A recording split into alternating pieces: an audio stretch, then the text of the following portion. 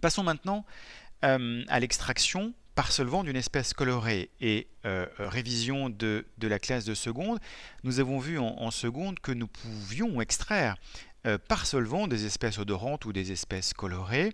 L'idée étant à chaque fois la même, trouver un solvant extracteur non miscible avec le solvant qui contient l'espèce, dans lequel l'espèce à extraire soit plus soluble que dans le solvant de départ. Je vous renvoie à vos cours de seconde pour plus de précision, mais c'était à chaque fois l'idée essentielle d'une extraction par solvant.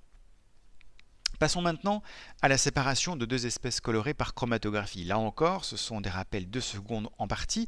En seconde, nous avons vu comment on pouvait séparer deux espèces colorées ou non par chromatographie sur couche mince. Je vous rappelle simplement qu'il s'agissait de déposer sur une phase fixe, une plaque de silice ou un morceau de papier filtre, des substances qui pouvaient ou non contenir plusieurs espèces et qu'après élution, c'est-à-dire migration différentielle sur la phase fixe, nous obtenions après révélation différentes tâches associées chacune à des espèces chimiques différentes.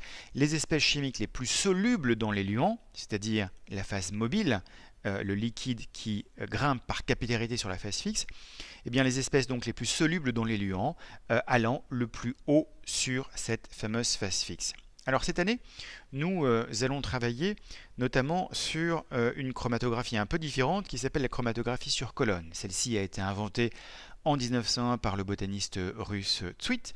Tsuyt qui veut dire couleur en russe, joli nom, parce que c'est comme cela que Tsuyt a découvert qu'un colorant vert, par exemple, pouvait être décomposé en deux types de colorants, un colorant bleu et un colorant jaune, après la phase d'élution, qui est la phase de migration différentielle par capillarité différente et qui permet donc de séparer les deux colorants.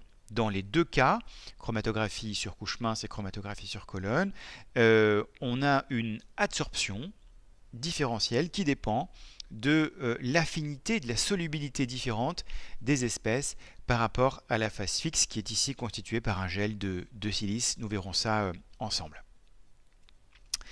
Et puis évidemment au final nous récupérons l'une des deux espèces, ce qui n'était pas le cas pour la chromatographie sur couche mince. La chromatographie sur colonne permet à la fois de réaliser une séparation entre deux espèces colorées et une extraction.